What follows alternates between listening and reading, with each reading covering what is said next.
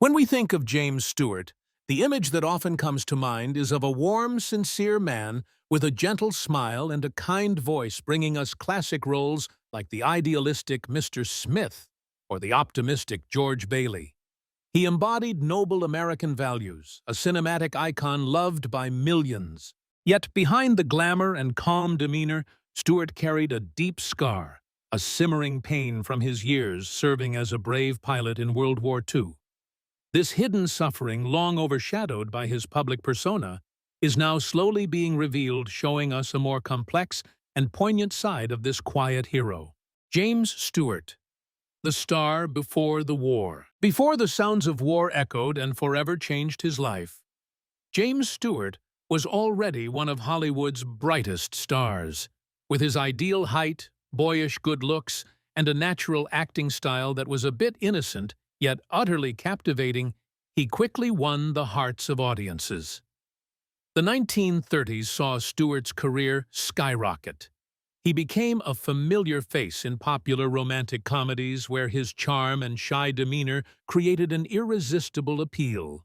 The highlight was arguably his role as George Kitteridge in The Philadelphia Story, 1940, which earned him the prestigious Academy Award for Best Actor. Or, before that, the image of the unyielding young lawyer Jefferson Smith in Mr. Smith Goes to Washington, 1939, transformed Stewart into an icon of bravery, integrity, and resilient American spirit. The public loved him not just for his acting talent, but because he seemed to represent core, simple, and trustworthy values. He was the everyman everyone could relate to, an ideal role model on screen, seemingly untouched by life's burdens. However, as the world teetered on the brink of war, Stewart made a decision that stunned both Hollywood and the public. He voluntarily enlisted. While many other stars sought to delay or avoid military service, Stewart, despite an already illustrious career and being eligible to avoid combat, resolutely put on a military uniform. This decision not only demonstrated his deep patriotism, but also signaled a significant, irreversible change in the life of a cinematic icon. He was willing to give up all the glamour to face a much harsher reality. James Stewart's silent war. When he decided to don the uniform of the United States Army Air Forces in 1941, James Stewart made an extraordinary choice, completely shedding the glamour of a movie star to face the harsh reality of war. He didn't seek any privileges. On the contrary, with his flying experience from pre-war years, Stewart yearned to participate directly in the conflict. After intensive training, he officially became a B-24 Liberator bomber pilot, one of the primary combat aircraft of the Allies. In late 1943, Stewart was deployed to Europe, joining the 2nd Bombardment Division of the 8th Air Force stationed in England. From then until early 1944, he flew 20 extremely dangerous combat missions over Germany and France. Each mission was not only a test of flying skill, but also a mentally grueling battle. He and his crew had to fly through skies heavily controlled by enemy anti-aircraft defenses, facing fire from flak guns and fierce engagements with Luftwaffe fighter planes. Shrapnel embedding in the aircraft's fuselage, the deafening roar of falling bombs, and the sight of friendly planes being shot down and burning in the sky became constant nightmares. As a squadron commander, the weight of responsibility on his shoulders was not just to complete bombing objectives, but also to bring his men back safely. Every decision, no matter how small, could mean life or death for those he trusted. The pressure of making split-second life-or-death choices with death constantly lurking forged a different man, no longer the Jimmy Stewart the public knew. It was these harrowing experiences that deeply scarred Stewart's soul, creating invisible wounds that never fully healed. Although outwardly he tried to maintain his composure and professionalism, even being promoted to colonel by the end of the war, a rapid and rare advancement for a reserve officer deep inside the roar of airplane engines, the blast of artillery, and the images of fallen comrades haunted him relentlessly. At that time, the concept of post-traumatic stress disorder (PTSD) was not well understood, or widely recognized. Instead, soldiers experiencing psychological trauma were often diagnosed with vague terms like shell shock or combat fatigue.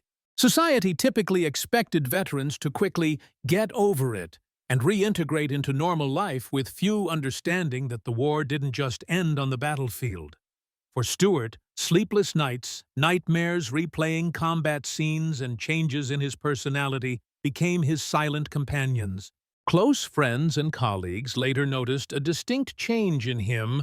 From a lively, witty man, he became more reserved, quieter, and at times distant. His smile was still there, but his eyes seemed to hold an indescribable sadness, a pensiveness that was absent before. He rarely spoke about his war experiences, and when asked, he often answered very briefly, seemingly wanting to bury those painful memories deep within his soul.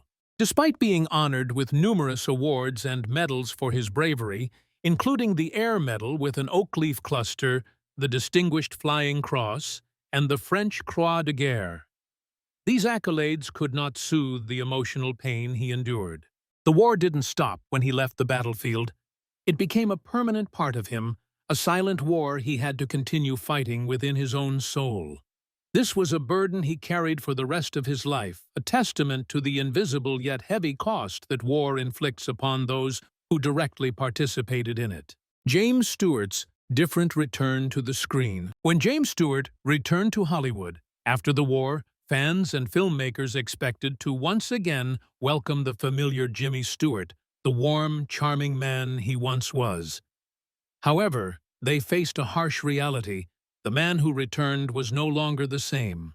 Though only in his late 30s, Stewart carried a noticeable weariness and somberness, a quiet gravitas that replaced his former carefree nature.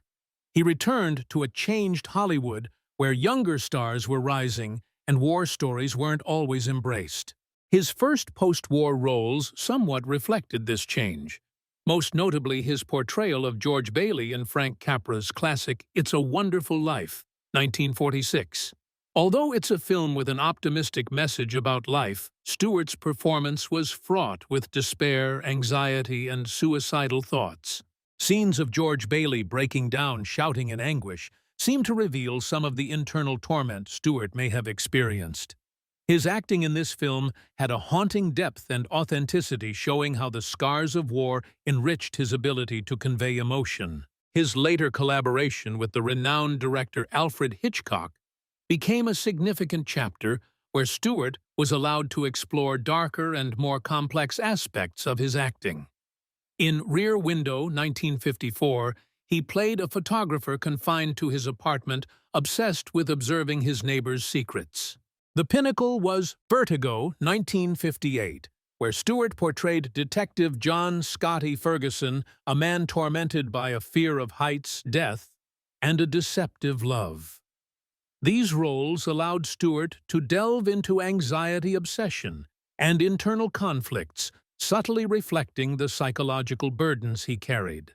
Evidence of Stewart's hidden pain wasn't just in his roles.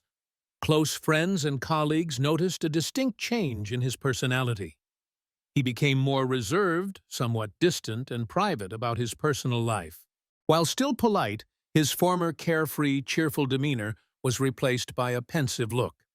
On the rare occasions he was asked about the war, he often answered very briefly, avoiding going into detail as if wanting to bury those painful memories deep within his soul. He even admitted in an interview that his experiences in the air made him less tolerant of trivial things, implying that his outlook on life had completely changed after facing death every day. His eyes, though still expressive, now held a deep sadness, a world weariness that no one could fake. His choice of psychologically complex roles confronting the darker corners of the human experience was not just artistic growth, but also possibly a way for him to confront and release his own lingering obsessions. The post-war James Stewart was a greater, more profound artist, but also a man carrying deep wounds that only time and the viewer's sensitivity could perceive. The enduring legacy of James Stewart. James Stewart's return after the war not only marked a personal transformation, but also reshaped his artistic legacy.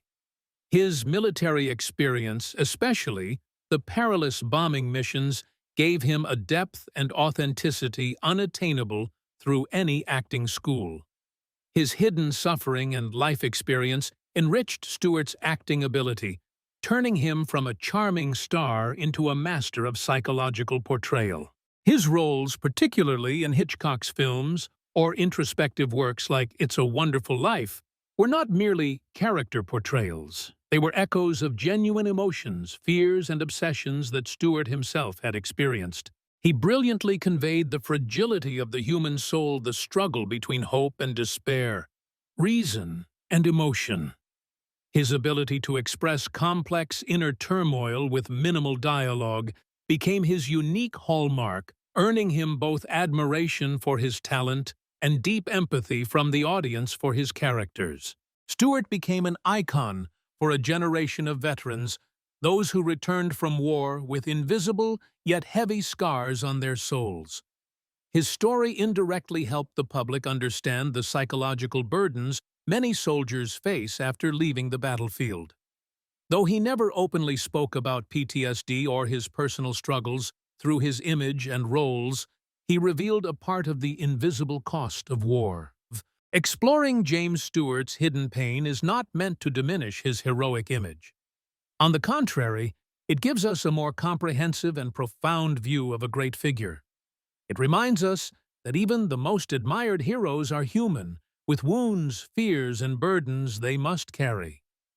Stewart's greatness lies not only in his acting talent or his courage in volunteering for war, but also in how he lived and worked, carrying his scars silently, yet resiliently.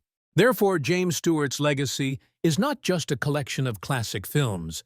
It's also the story of a man who faced the harshest challenges, overcame them with incredible endurance, and turned his pain into inspiration for art, leaving an indelible mark in cinematic history and in the hearts of audiences. James Stewart's story is a powerful reminder of the invisible cost of war. The psychological trauma that many soldiers endure, often forgotten or rarely spoken about. It also encourages us to view those around us, especially veterans, with deeper understanding and compassion. James Stewart's legacy is not just a vast filmography, but also a story of courage, resilience, and the strength of the human spirit when facing the toughest challenges. He remains an icon forever, not only for what he showed on screen, but also for what he silently endured and overcame in real life. We all have our own silent battles pains that few truly understand. After reading James Stewart's story, how do you feel? Did you know about this aspect of him, or is it new to you? Please share your thoughts in the comments below. If you found this story interesting and meaningful, don't forget to like this article, share it with your friends, and subscribe to our channel so you don't miss out on other fascinating stories about historical and cinematic figures. Thank you for watching.